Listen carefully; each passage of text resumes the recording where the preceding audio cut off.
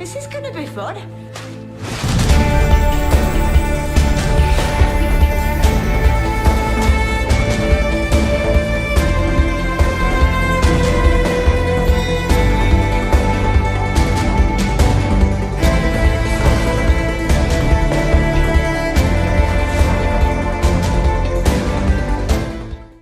What's going on, guys? This is Entertainment Critic and welcome to my video ranking the How to Train Your Dragon films. Now we have the entire trilogy out, and I've seen all three of them. I've seen the Hidden World ones, but I know I'm ranking it already. I'm gonna thought it'd be time to give my opinion on where each film ranks for me. So obviously it's your top three. So straight into it. This might surprise a few people, but my third place is actually How to Train Your Dragon, the first film. So it says something that in a trilogy of films, the first film is not the worst film. None of these films are bad by any means. It just, I enjoyed this one less, and I can find less things I like in this one, but that doesn't mean it's a bad movie at all. So, this was the first, obviously this is the first experience I had with the films. I'd read the books before that. There's a lot to like about this film.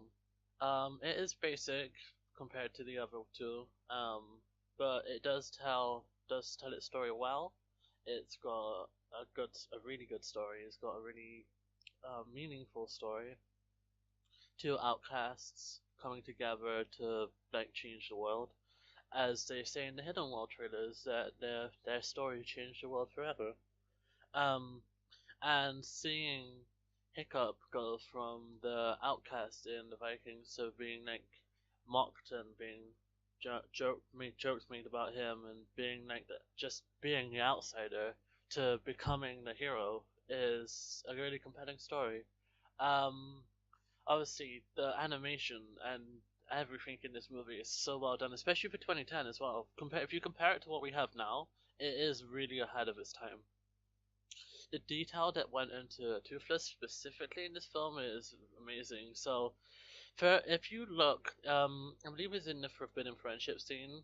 If you look into Toothless's eye, you can actually see like reflecting what he's looking at, which I thought was really cool that they included those details, and that shows how much care and love went into this first film.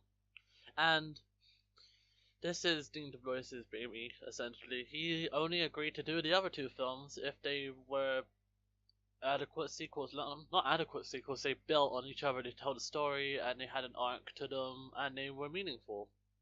And obviously, the fact that this film places him third means that I think he achieved that goal. But, yeah, the Red Death was... I'd say he was a good enough villain. Um, he served a purpose, and that was to introduce the concept of basically it's kind of like introducing the concept of alphas before the actual alpha was introduced in the second film, because this this dragon was essentially just the leader of that group of dragons, because they were bringing him food and feeding it, and they bowed down to it like they do with Toothless as the alpha, and they do with Bewilderbeast as the alpha. So yeah, that Red Dragon acted as the alpha of that pack of dragons, or herd of dragons, whatever you want to say, flock. And it was down to Hiccup and the rest of them after he'd convinced them that dragons weren't as bad as they thought they were when they've been fighting them for all these years, to come together to defeat the Red Death before it destroys all the Vikings. And the ending to this film is so well done. Well, not the ending, but like the scene on the island, the Dragon Island, where Hiccup and Toothless do the first, well, not first, but they get there flying, right, for the first time, basically. And he saves him. He can save all of them, and I really like the parallels of how they need each other. Not necessarily. Toothless needs Hiccup to be able to fly at this point, and then Hiccup helps him to. So it's kind of like a symbiotic relationship, except they don't really feed off of each other, but Toothless needs Hiccup to fly, in that sense. So another standout scene was I think they called it the romantic flight scene, where Hiccup, Astrid, and Toothless fly over Berk for the first time together. That the music in that scene is so well done. The music throughout all of these films is so good and so well done. This scene has the best line, probably one of the best lines in the trilogy. Thank you for nothing, you useless reptile. That that line gets me every single time. But yeah, How to Train Your Dragon 1. It is an amazing film, really ahead of its time in animation quality, standout music, standout scenes, performances are all great. And yeah, it's coming in at my number 3 spot. Unfortunately, well, not unfortunately, it's a good film. So yeah, moving on to number 2, we have How to Train Your Dragon 2. So now you can obviously guess what my favorite film is out of the 3 from just this one alone. But if you want to hear what I have to say about the other film, stick around. So, How to Train Your Dragon 2. It defines what a sequel should be. It's kind of like The Dark Knight for animated films, for me at least. Some people would say Toy Story 2 is, but for me it's How to Train Your Dragon 2. This film builds on the first film so much. I think it's set 5 years after they take down the Red Death. Dragons and Vikings are living together. They have stables. And Hiccup is Stoic wants Hiccup to become the chief of the village, and he doesn't want that. He wants to explore. And we pick up with Hiccup and Toothless where they're mapping out new territory. And this whole sequence is where we first discover Drago. And I'll get onto Drago in a minute and my thoughts on him, because I personally think he's the weakest villain in the trilogy. But that's down to everybody else. Everybody has a different opinion on the villains. So yeah, they're mapping out the world basically, and Astrid comes after winning a dragon race, and they have the little sweet scene together, and they fly out after seeing smoke in the distance, and they find a fort which has been completely blown to pieces by an ice-spitting dragon, who we later go on to find out is Valka, who is Hiccup's mother. Which I like that, and I like that how we find out that Hiccup's mother, he actually follows after his mother, and that's why he was like that with dragons, because he follows after his mother and not his father. But this is where we're first introduced to Kit Harington's character. I forget his name. It'll come to me in a second. But yeah, this is where we first introduce him. They try and trap Toothless, and they get away.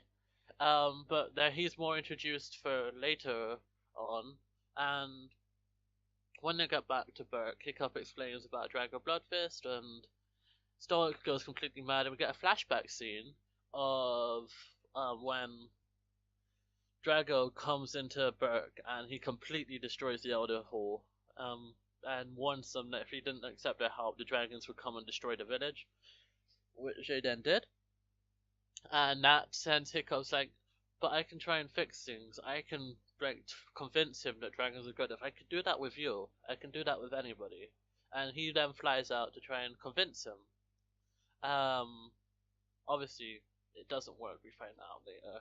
But we then get introduced to Valka, Hiccup's mother. She appears as a mystical dragon flyer with a mask on, and she kidnaps Hiccup off of Toothless, and then obviously rescues Toothless after they slightly make us think that is Toothless gonna die because he can't fly on his own, and then they pick him up and bring him back. And yeah, things just go from 0 to 100 from this point. So this is where, from this point in the film, everything just goes straight through to the end. So when we get back to the fort, we discover that Valka has been living with the alpha of the dragons, the Wildebeest, and she has been living in a dragon nest with Cloudjumper, her dragon. Cloudjumper was his name. And Hiccup meets the alpha, and it was actually teased in Race to the Edge that he'd actually met an alpha before, he just hadn't seen it. Because in season 6 to Race to the Edge, spoilers, he actually finds he sees something that's breathing ice, and it's teased that that isn't a baby alpha or a baby wildebeest. And yeah, so he has technically met one before, but he hadn't seen one fully grown. Then Stoic arrives, and this is where we see him and Valka reunite. and I love the song that they sing to each other. And it's actually performed by Kate Blanchett and Gerard Butler. It wasn't sung by other people. They actually sung that in their recording studios, and it makes it even more touching to see. Um, I really do like it, and it sets up something that is really emotional actually that comes into play like seconds later, well minutes later, because they then the whole like dragon fort thing shakes, and it's Drago. He's attacking them with his own dragon army that he's acquired. Um, and this is where the fight scene for the film takes place. There are dragons flying and being captured, and he's doing it to lure their alpha out because he actually has a challenger. He has a challenger who actually wins the fight and becomes alpha of the dragons. Um, and yeah, this is where the emotional scene comes into play. Um, he gets the new alpha Wildebeest to take control of Toothless, and he sets him on Hiccup. And Stoic sees this and starts running towards him, and instead of before he can push him out of the way, he actually gets into the blast himself, and Toothless actually kills Stoic. And obviously, it wasn't his fault. He couldn't control what he was doing, but that sends Hiccup into a frenzy because he just saw his father be murdered by somebody who was his best friend, even though he was more blind to the fact that it wasn't Toothless's fault at this stage. And he sends them off, which then sends Toothless off with Drago, and they fly back. All of the new possessed dragons by the evil Alpha will fly off towards Berk to destroy it. And this is the down and out moment for the heroes, and you can really see the arc structure throughout this film. This is the down and out phase for the heroes, and we have the death scene for Stoic, and it is really well done. The Stoic Ship is an amazing song to accompany this scene, and Hiccup's speech about his father and how he's going to go, they're going back to stop them, is really, really good. And the fact they used the babies that they'd already set up previously in the film to fly back, because babies don't listen to anybody, that was brilliant. Um, which then leads into my favorite scene of this whole sequence is my favorite part of the film. Toothless flies up, not Toothless, sorry, Hiccup flies over on the baby to Toothless, and he tries to snap him out of the control of the Alpha, and it shows that their friendship is stronger than anything really, and it's a really powerful message. And this speech, it gets me every time. How he's saying that he'd never hurt him, and he'd never hurt Hiccup, and he's his best friend, and he wants him to come back to him. Oh boy, that gets me every time. Toothless obviously then breaks free of the Alpha, and they use a blindfold to like stop the Alpha from taking control of Toothless, and they completely rely on each other here, which is where the symbiotic relationship comes into play. They completely rely on each other, and they end up, well, they separate Drago from the Alpha, and they both land on the land, and this is where the Drago orders the Alpha to breathe ice onto Hiccup. He freezes them, and it pisses off Toothless. Um, he charges up a huge plasma blast, breaks out of the ice, and people call this his Titan Wing form, but I'm not entirely sure if it is. It's more his like self-preservation, self-defense mode, where he has plasma going all the way down his back, and he's pissed off, and he challenges the Alpha to protect Hiccup, and I love that about that. And he takes down the Alpha, and he takes back control of all the dragons and commands them, and takes down the Wildebeest. And that is the last we see of, well, not the last we see of him. He actually appears in the Hidden World, but yeah, that's them defeated. Drago disappears. He's missing his arm because obviously he had a metal arm, and Berk is saved. Hiccup becomes the chief, and Toothless is the king of the dragons, or the alpha of all of the dragons. Yeah, and that's where the film ends off. Now, I've done a review for the Hidden World, so I'm not going to speak as long on that, but if you've seen my review for it, I will link it in the description below. You will see why this film is my favorite film in the trilogy. Just everything about it is so well done. It perfectly wraps up the trilogy in the best way possible.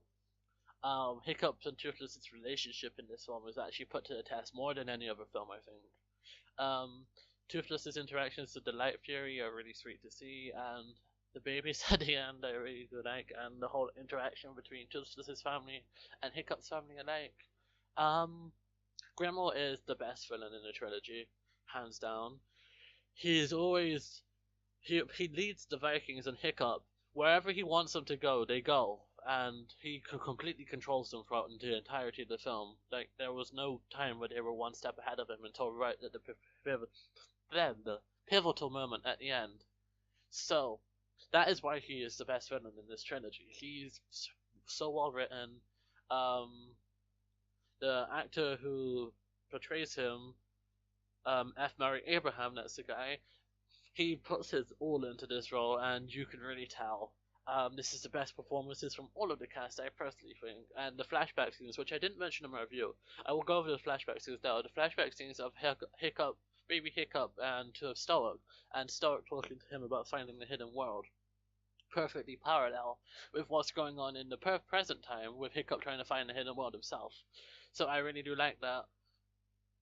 And when this is what they meant, based on the ending scene, is what they meant by they're playing around with timelines, because obviously we see flashbacks of when Hiccups was a baby, and then we see flash forwards when he is an adult with his family. So that's what they meant with playing with timelines. So yeah, How to Train Your Dragon: The Hidden World is the best film in the trilogy. It perfectly wraps up the trilogy in the best way, and yeah, that's my rankings for the How to Train Your Dragon films. I didn't want to talk about the Hidden World for too long because obviously I'd already done a 22-minute review on it.